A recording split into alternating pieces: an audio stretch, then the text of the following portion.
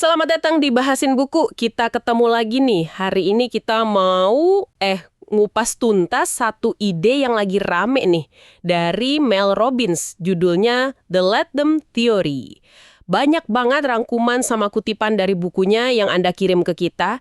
Kayaknya pada penasaran ya sama inti idenya. Jadi bahan kita kali ini tuh fokusnya ke gimana kita bisa berubah secara personal, terus cara kita berinteraksi sama orang lain dalam hubungan, dan yang paling penting nih, gimana caranya ngelepasin dorongan buat ngontrol hal-hal yang ya sebetulnya di luar kendali kita. Bakal banyak cerita pribadi penulisnya sama tips-tips praktis juga di sini. Oke, misi kita hari ini nyaring intisari paling oke dan mungkin perspektif baru yang agak bikin kaget dari tulisan-tulisan ini. Tujuannya ya biar Anda bisa dapat cara pandang baru lah buat ngadepin tantangan hidup sehari-hari sama hubungan sama orang lain. Siap ya? Yuk kita mulai kupas bareng-bareng. Oke, pertama-tama nih, biar kita paham dari mana sih teori let them ini datangnya, kayaknya perlu tahu dikit soal Mel Robbins-nya sendiri ya. Dia tuh lumayan terbuka loh soal masa-masa susahnya dia. Cerita soal utang, gila sih $800.000. Wah, banyak banget itu. Iya kan? Terus dia sempat nganggur, bisnis suaminya juga kolaps. Dia bilang sih rasanya kayak udah gagal total gitu, bener-bener titik terendah lah. Dari kondisi separah itu ya. Nah, justru dari situ muncul ide yang sebenarnya simple tapi kuat banget. Aturan 5 detik. Pernah dengar kan? Kayak hitungan mundur roket NASA gitu. 5, 4, 3, 2, 1. Oh, yang itu? Iya. Dia pakai itu buat ya kayak maksa diri gitu loh. Biar gerak sebelum otaknya keburu nyari-nyari alasan buat nunda. Contohnya, 5, 4, 3, 2, 1. Bangun dari kasur. Atau 5, 4, 3, 2, 1. Buka laptop, mulai cari kerja. Intinya tuh aksi fisik dulu sebelum keraguan datang. Yang menarik banget di sini tuh penekanannya benar-benar di aksi ya, bukan nungguin mood bagus atau ngerasa siap dulu. Ini soal gimana caranya kita bisa bangun momentum pakai langkah kecil, tapi dipaksain secara sadar gitu. Benar, kadang kita nunggu mood yang gak datang-datang. Nah itu dia, makanya ini relevan banget buat Anda yang mungkin sering ngerasa stuck atau ya suka nunda-nunda sesuatu. Aturan ini kan jadi viral banget ya setelah pidato TEDx-nya dia. Itu nunjukin kalau perjuangan ngelawan malas gerak, inersia itu dialamin banyak orang, universal banget. Iya juga ya. Dan poin kuncinya yang dia tekanin banget, gak ada orang lain yang datang buat nyelamatin kamu. Kamu sendiri yang harus nyelamatin dirimu. Jadi ini soal ngambil kendali atas diri sendiri dulu. Oke, jadi aturan 5 detik itu buat ngurusin diri sendiri dulu ya. Nah, terus gimana nyambungnya ke let them? Ini nih bagian serunya. Jadi setelah aturan 5 detik itu membantu dia benerin hubungan sama dirinya sendiri, dia nemu 2 kata sakti nih. 2 kata ini yang ngubah total cara dia berhubungan sama orang lain. Let them, biarkan mereka. Let them. Iya, ini udah bukan soal disiplin diri lagi, tapi lebih ke interaksi kita sama dunia luar, sama orang lain. Cerita dia nemuin kata ini juga unik banget, agak lucu malah. Gimana tuh ceritanya? Jadi pas acara prom SMA anaknya, si Oakley, biasalah ada drama kecil soal bunga korsase buat pasangan promnya. Terus tiba-tiba nih 20 remaja ini kepikiran mau makan di kedai taco kecil gitu pas lagi hujan deres sebelum acara prom mulai. Wah, nekat juga ya. Iya kan? Nah, si Mel ini, naluri ibunya langsung keluar dong. Pengen ikut campur, pengen ngatur biar bener, biar nggak kehujanan, biar rapi.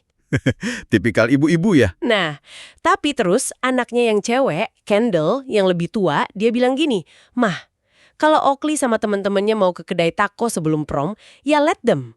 Oh, tapi bukan kebebasan buat orang lain aja, tapi lebih ke membebaskan diri Anda sendiri. Membebaskan diri sendiri. Maksudnya gimana tuh? Membebaskan diri dari beban mental, beban emosional, karena terus-terusan nyoba ngatur atau ngontrol atau bahkan sekedar khawatir berlebihan soal apa yang orang lain pikirin, omongin, atau lakuin.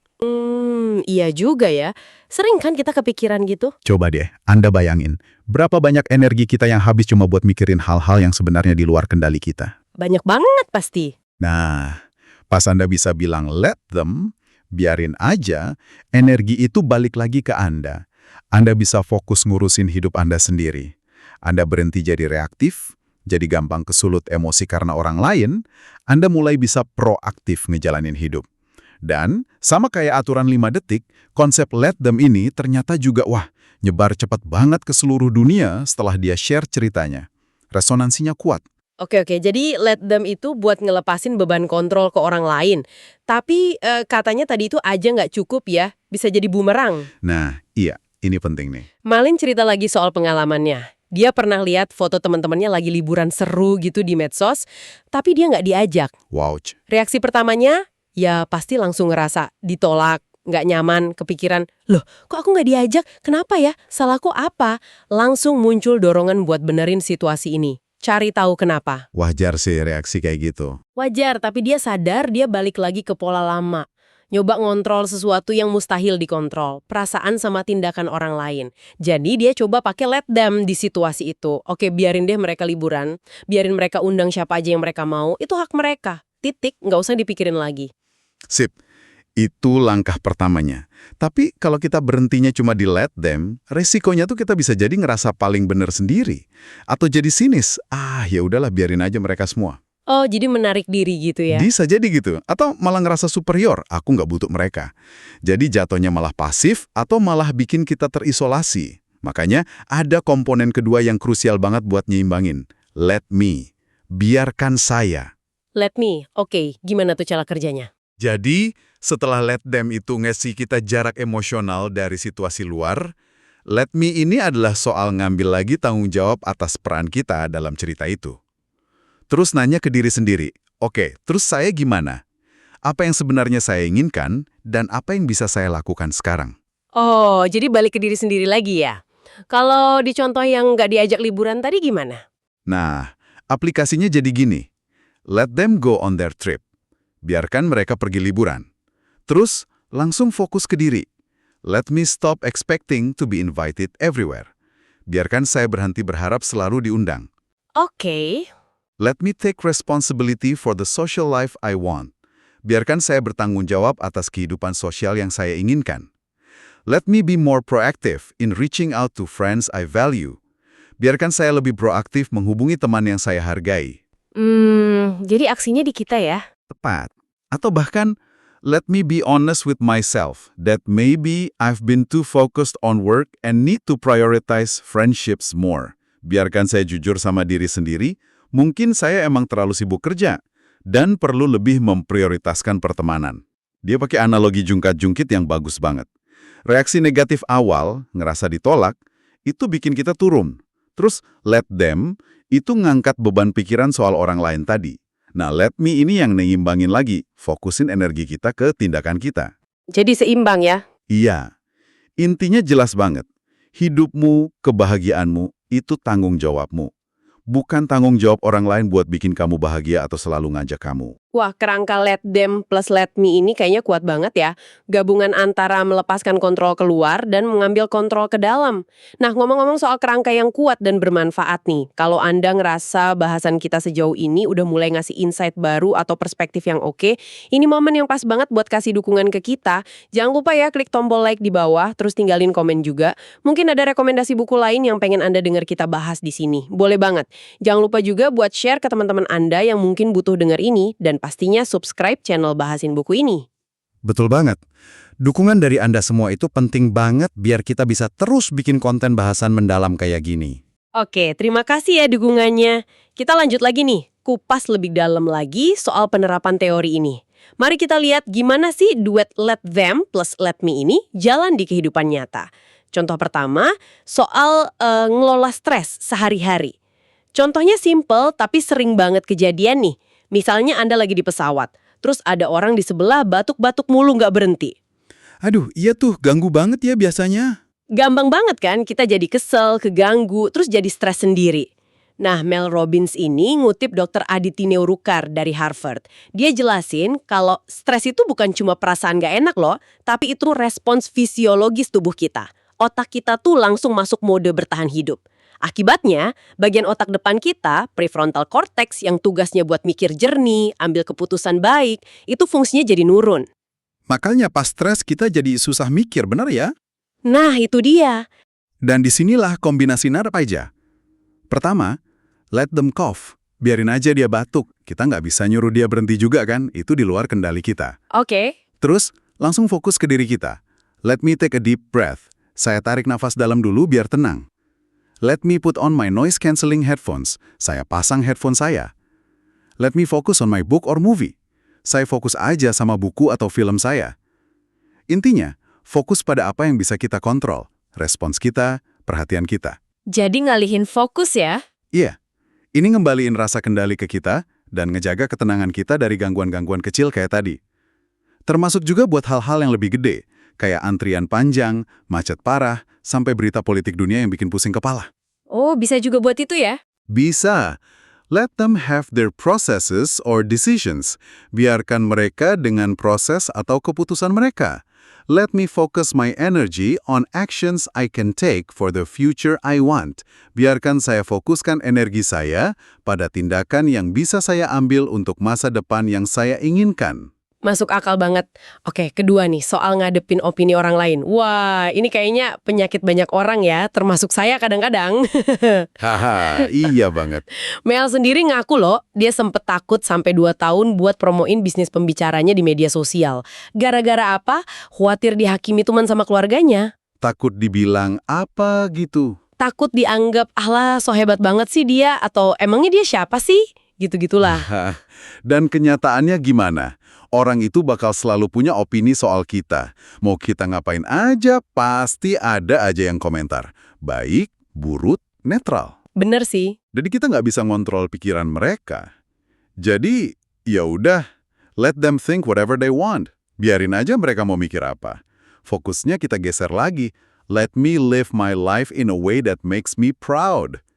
Biarkan saya hidup dengan cara yang bikin saya bangga sama diri sendiri. Jadi fokus ke kebanggaan diri sendiri ya? Iya. Kalau Anda sendiri udah bangga sama apa yang Anda lakuin, sama integritas Anda, omongan orang lain tuh jadi kayak, ya angin lalu aja gitu.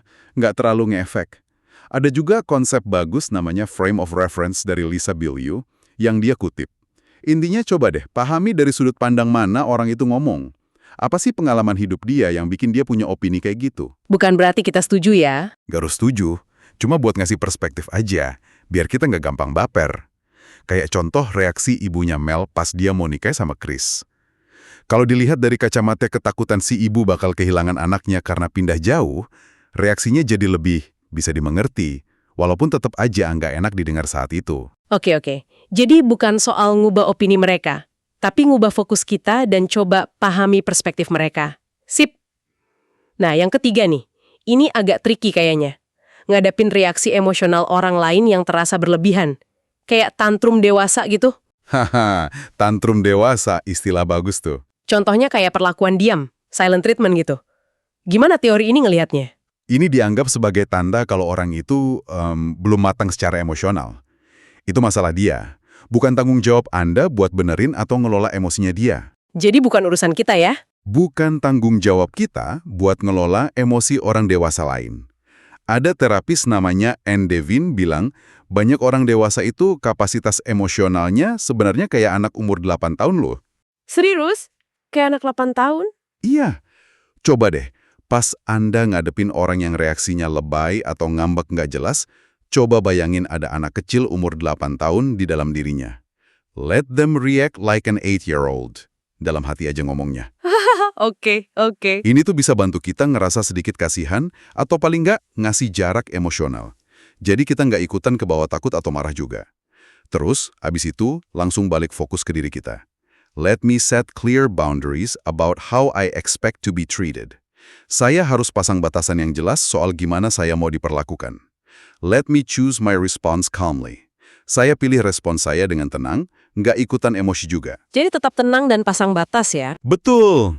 Termasuk juga pas kita harus bikin keputusan sulit yang mungkin bakal nyakitin atau ngecewain orang lain. Kayak contoh di buku, ngebatalin pernikahan. Keputusan yang secara rasional bener, itu seringkali rasanya salah banget secara emosional pas kita jalanin.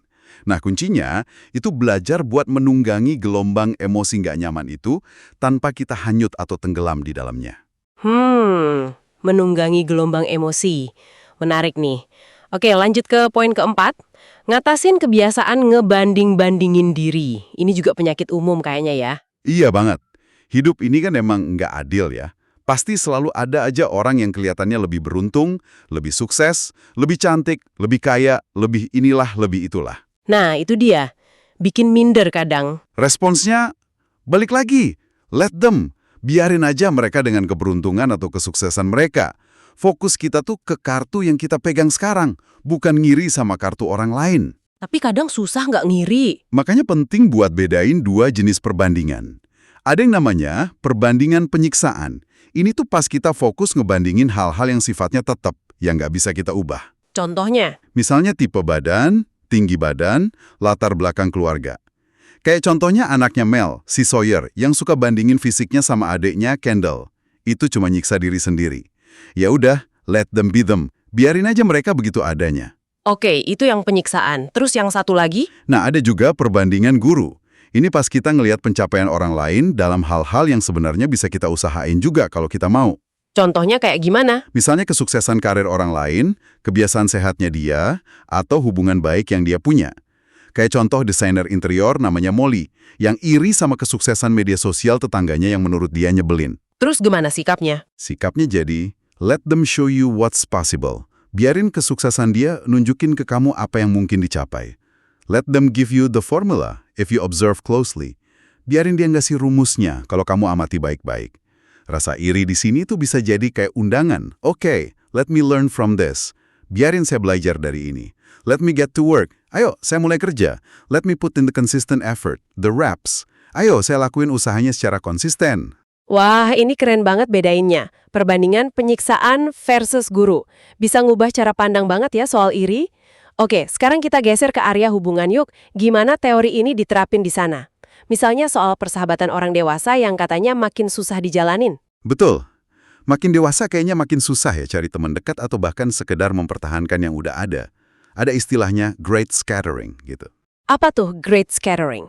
Jadi, setelah masa sekolah atau kuliah selesai, hidup kan bawa kita ke jalan yang beda-beda ya. Ada yang fokus kerja, pindah kota, berkeluarga. Struktur pertemanan yang dulu otomatis ada karena sering ketemu tiap hari, itu jadi hilang. Iya juga sih, udah nggak segampang dulu ya. Nah, ada 3 pilar persahabatan yang bisa ngejelasin kenapa ini terjadi. Pertama, proximity, kedekatan fisik. Butuh waktu interaksi yang intens, katanya sekitar 200 jam, buat bisa jadi teman dekat. Kedua, timing, fase hidup yang sama. Lebih gampang nyambung sama orang yang lagi di fase hidup mirip kita. Ketiga, energi, kecocokan personal, kliknya. Proximity, timing, energy. Kalau salah satu pilar ini hilang, misalnya karena jarak, proximity, atau karena fase hidup udah beda, timing, ya wajar aja kalau persahabatan jadi merenggang. Dan itu bukan salah siapa-siapa loh. Kayak contohnya Mel yang ngerasa kesingkir dari grup ibu-ibu tetangganya setelah teman dekatnya dia pindah ke jalan yang sama grup itu. Dulu dia baper, mikir macam-macam. Sekarang dia sadar, oh ini soal proximity aja. Jadi sikapnya, let them be friends. Biarin aja mereka temenan. Let me manage my feelings maturely. Saya kelola perasaan saya dengan dewasa. Let me actively seek new connections. Saya aktif cari koneksi baru. Jadi kalau kita ngerasa kesepian atau mungkin baru pindah ke tempat baru, pesannya jadi proaktif gitu ya. Jangan nungguin orang nyamperin. Tepat sekali. Let me go first. Biarkan saya mulai duluan. Jangan nunggu diajak atau disapa. Contohnya si Mel, dia akhirnya beraniin diri buat ketuk pintu tetangga barunya, namanya Mia. Atau hal-hal kecil kayak sekedar nyapa orang di kedai kopi langganan, muji orang asing yang gak dikenal. Tindakan kecil gitu ya? Iya, tindakan kecil yang proaktif, tapi penting nih. Tanpa ekspektasi harus dapat respon tertentu. Lakuin aja, itu kuncinya. Oke. Nah, terus gimana kalau kita pengen motivasi orang lain buat berubah? Misalnya pasangan atau teman kita, biar gaya hidupnya lebih sehat gitu. Kan seringnya kita malah jadi kayak polisi atau tukang ngomel ya? Hahaha, iya banget. Dan biasanya makin diomelin, makin gak mau kan? Nah, itu dia. Malah jadi resisten. Karena pada dasarnya manusia itu butuh rasa otonomi, rasa kontrol atas dirinya sendiri. Kalau dipaksa atau ditekan, ya otomatis nolak. Jadi prinsipnya sama, let them be. Biarin aja dulu. Kita gunain pengaruh, bukan paksaan. Ada teknik namanya ABC loop. ABC loop, gimana tuh? A itu apologize for nagging and ask open-ended questions. Pertama, minta maaf dulu kalau selama ini udah maksa atau ngomel. Terus, ajukan pertanyaan terbuka yang sifatnya ngegali motivasi internal dia sendiri, bukan mendikte. Ini mirip teknik motivational interviewing. Oke, minta maaf dan tanya. Terus B? B itu back off and observe behavior. Kasih ruang, mundur dikit. Jangan diawasin terus. Tapi sambil kita sendiri contohin perilaku sehat yang kita pengen dia lakuin itu. Jadi role model. Oh, jadi kita yang contohin ya? Iya. Terus C itu celebrate progress and continue to model change. Sekecil apapun kemajuan yang dia bikin, kasih pujian yang tulus. Dan teruslah jadi contoh. Pujian itu penguat perilaku yang efektif banget loh. Oke. ABC loop. Apologize and ask, back off and observe, celebrate and continue modeling. Ship. Dicatat nih. Terus gimana kalau kita mau dukung orang terdekat yang lagi berjuang keras? Misalnya lagi ngadepin kecanduan, depresi, atau masalah berat lain. Kan kadang batasnya tipis ya, antara beneran nolong sama malah jadi enabler, memanjakan gitu.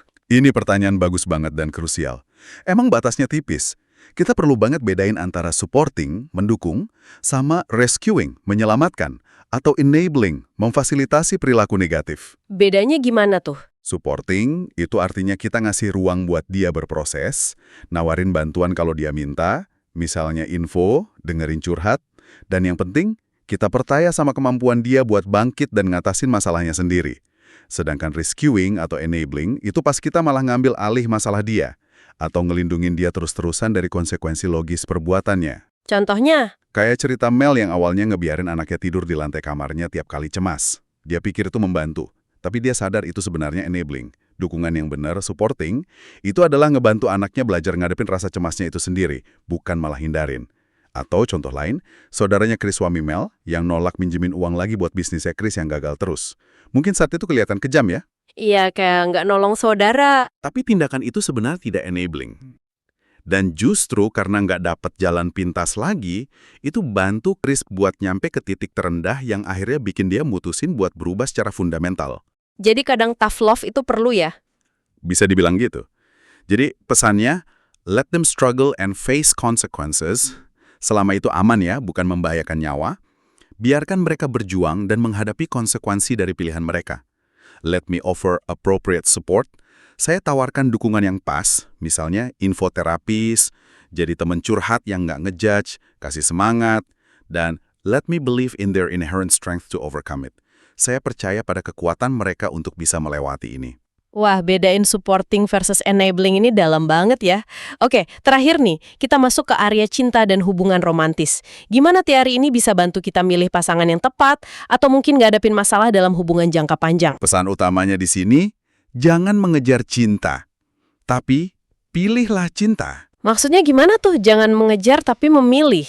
Artinya, jangan terlalu fokus ngejar-ngejar orang yang nggak jelas perasaannya, atau nggak nunjukin usaha yang sepadan. Tapi, pilihlah pasangan berdasarkan apa yang mereka tunjukkan secara nyata. Caranya, let them show you who they really are through their actions. Biarkan mereka nunjukin siapa diri mereka sebenarnya lewat tindakan mereka, bukan cuma omongan manis. Lihat konsistensinya, usahanya, rasa hormatnya ke kamu. Jadi lihat bukti nyata ya? Betul, kalau sinyalnya campur aduk terus, nggak jelas, tarik ulur, ya kemungkinan besar mereka emang nggak all in sama kamu seperti yang kamu harapkan. Jadi, let me see the truth, even if it hurts. Biarkan saya melihat kebenarannya, walaupun mungkin pahit. Let me choose to walk away from relationships that aren't mutual or fulfilling. Biarkan saya memilih untuk pergi dari hubungan yang nggak timbal balik atau nggak bikin saya berkembang. Oke, terus kalau udah dalam hubungan lama gimana? Kan pasti ada masalah tuh. Nah, dalam hubungan jangka panjang, riset dari Gottman Institute nunjukin hasil yang menarik banget. Katanya sekitar 69% masalah dalam hubungan itu sifatnya perpetual, artinya nggak akan pernah benar-benar selesai atau tuntas. Wah, 69% banyak juga ya? Iya, itu biasanya karena perbedaan mendasar dalam kepribadian atau nilai-nilai yang sulit dikompromikan. Jadi penting buat bedain mana masalah yang bisa diselesain bareng, mana yang emang harus diterima sebagai bagian dari dinamika hubungan itu. Terus bedain juga antara komitmen sama kompatibilitas ya? Tepat. Komitmen itu soal kemauan buat bertahan dan berusaha. Tapi kompatibilitas itu soal kecocokan fundamental. Kalau ada deal breaker, misalnya perbedaan nilai inti atau visi hidup yang benar-benar nggak sejalan dan nggak bisa dinego, ya itu harus dihadapi. Jadi harus berani ngadepin ya? Harus. Kadang, let them go if necessary for your own well-being. Biarkan dia pergi kalau memang itu yang terbaik buat kebaikan dirimu dalam jangka panjang. Let me choose what truly aligns with my core values and life vision. Biarkan saya memilih apa yang benar-benar sejalan sama nilai inti dan visi hidup saya. Terus kalau ujungnya patah hati gimana? Kalau patah hati, ya langkah pertamanya, let me grieve. Izinkan diri Anda buat berduka. Jangan ditahan-tahan. Proses itu penting buat penyembuhan. Terus, baru terapkan langkah-langkah praktis. Coba putus kontak total dulu, misalnya 30 hari. Singkirin semua pemicu kenangan, foto, barang, cari dukungan dari teman atau keluarga, isi kalender kegiatan biar sibuk, tantang diri buat nyoba hal baru, fokus balikin energi ke diri sendiri lagi. Oke, lengkap banget nih bahasannya buat area hubungan. Jadi, kalau kita coba tarik benang merahnya nih dari semua obrolan kita soal kutipan The Let Them Theory ini, gimana ya kesimpulannya? Kesimpulannya tuh sebenarnya kuat dan simple ya. Let them itu adalah kunci buat kita ngelepasin diri dari perangkap yang sia-sia. Yaitu nyoba ngontrol hal-hal yang emang secara alami di luar kendali kita. Apa itu? Ya pikiran, perasaan, pilihan, sama tindakannya orang lain. Ini soal ngelepasin beban mental yang nggak perlu kita pikul. Benar, beban banget emang mikirin itu semua. Terus, let me-nya. Nah, sementara let me itu adalah langkah pemberdayaan. Langkah buat kita ngambil alih lagi setir kendali atas satu-satunya hal yang benar-benar bisa kita kontrol. Ya, diri kita sendiri. Pilihan kita, respons kita gimana, tindakan kita apa. Dan ujung-ujungnya, kebahagiaan kita sendiri. Ingat kan tadi analogi soal cuaca? Kita kan nggak bisa ngontrol hujan atau matahari ya. Betul. Tapi kita selalu bisa milih gimana kita nanggepinnya. Mau pakai payung, mau nikmatin aja hujannya, atau mau cari tempat neduh. Pilihannya selalu ada di kita. Persis. Dan ini ngebawa kita ke satu pertanyaan terakhir nih, buat refleksi Anda di rumah. Coba deh pikirin, dengan menyadari betapa banyak energi dan waktu yang bisa Anda hemat dengan berhenti nyoba ngontrol orang lain, satu langkah spesifik let me, sekecil apapun gak apa-apa, yang bakal Anda ambil di minggu ini buat secara sadar mulai ngebangun kehidupan yang benar-benar Anda inginkan dan Anda rasa pantas Anda dapetin. Nah, pertanyaan yang bagus banget buat direnungin ya. Terima kasih banyak udah nyimak bahasan mendalam kita kali ini di Bahasin Buku. Semoga obrolan kita ini bisa ngasih Anda ya minimal 1 atau 2 lah perspektif baru yang berharga buat dicoba diterapin di hidup Anda. Sampai ketemu lagi di sesi berikutnya ya.